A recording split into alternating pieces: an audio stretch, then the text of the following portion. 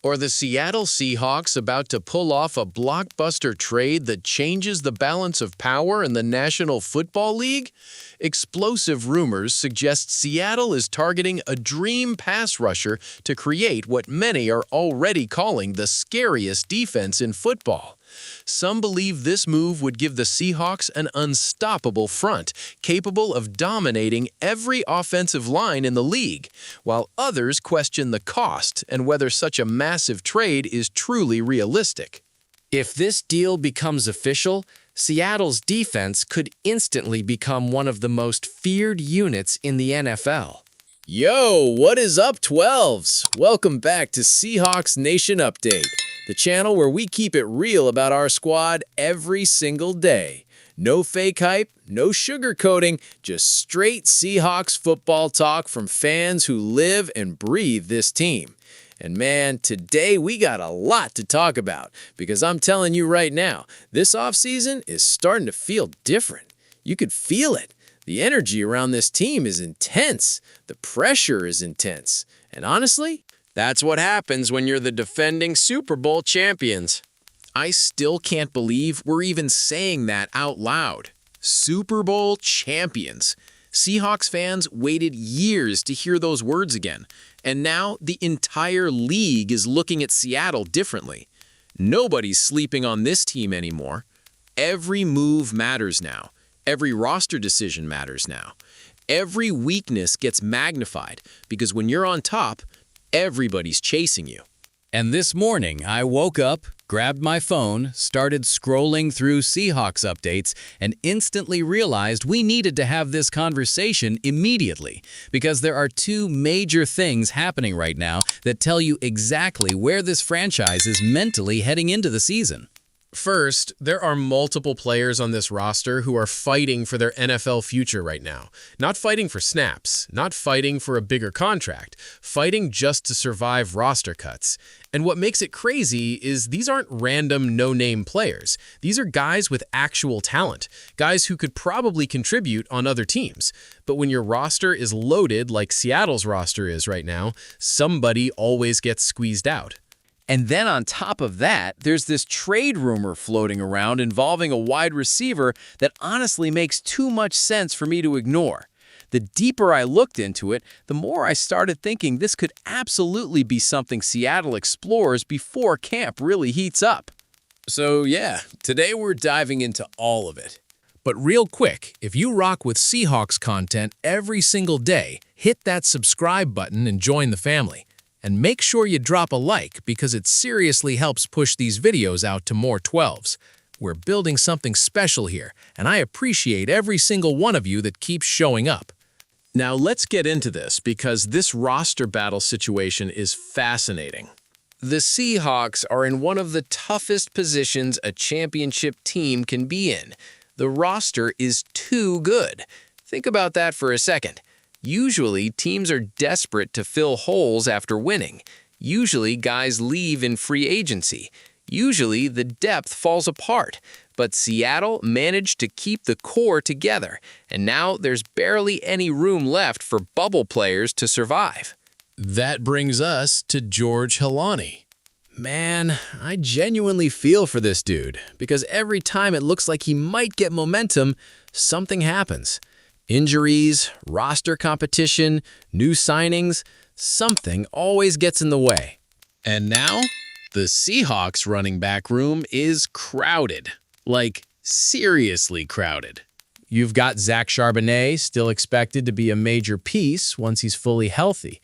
You brought in Emmanuel Wilson, then Seattle turns around and invests heavily in another running back during the draft. That tells you the organization clearly wanted more explosiveness and more depth in that room. So where exactly does Helani fit now? That's the problem. Because talent-wise, I actually think he belongs in the NFL.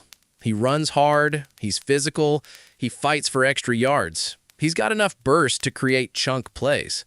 But availability matters in this league. Coaches need reliability, especially on a championship team where every single game matters from week one. And the scary thing for players like Kalani is that once a team starts adding bodies at your position, that usually means they're preparing for life without you. That's just the business side of football. Now, maybe he has an incredible camp. Maybe injuries open the door. Maybe he earns a special teams role and hangs around. That absolutely could happen. But right now, he's climbing uphill. Then there's the quarterback situation with Jalen Milroe. This one is really interesting because, unlike Kalani, I don't think Seattle wants to give up on Milroe at all. In fact, I think they're intrigued by him long term. The issue is timing. The Seahawks are trying to repeat as champions right now. This is not a rebuilding football team. This is not a let's develop young guys slowly situation. This is a team trying to win another Lombardi immediately. And because of that, Sam Darnold has control of this offense. The coaching staff trusts him, the veterans trust him, the front office clearly believes he can keep this championship window open. Then behind him, you've got Drew Lock, who already knows the system and gives Seattle an experienced backup option if something goes wrong. So where does that leave Milroe? QB3. And that's tough for a young quarterback because QB3 means limited reps, limited opportunities, limited growth. You're basically learning from the sidelines most of the time. And I know some fans got excited whenever Seattle used him in gadget packages last season. But let's be honest here, those plays were inconsistent. Sometimes they looked creative, other times they completely killed momentum. What Milroe really needs is actual quarterback development, reading defenses, timing routes, pocket movement, processing speed. That's what determines whether he becomes a real NFL quarterback someday. The raw tools are there. The arm strength is there. The athleticism is obvious. You can't teach that kind of explosiveness. But can Seattle afford to be patient long enough to develop him properly while chasing championships every season? That's the real question. Because eventually another team could look at Milroe and think, we can unlock that potential ourselves, and suddenly Seattle's getting trade calls. Personally, I'd keep him. I really would. Quarterback talent is too valuable to throw away early. If the coaching staff believes there's something there, you stay patient and let the process play out. And then there's Olu Oluwatimi. Honestly, this situation annoys me a little because every time this guy actually gets opportunities, he looks solid. Not spectacular, not dominant, but dependable. And on the offensive line, dependable matters. There were rumors Seattle could move him for a late-round pick, but I'm sitting here asking, why would you do that? Seriously. Do people realize how fast offensive line depth disappears during an NFL season? One injury changes everything. One bad week changes everything. And center is one of the most important positions on the field because communication starts there. If your center struggles, your whole offense can collapse. So even if Olu isn't a star, having someone who understands protections and can step in immediately has real value. Championship teams don't just win because of stars, they win because the depth survives adversity. That's what people forget. And honestly, when you step back and look at all three of these situations together, it tells you how serious Seattle is about defending this title.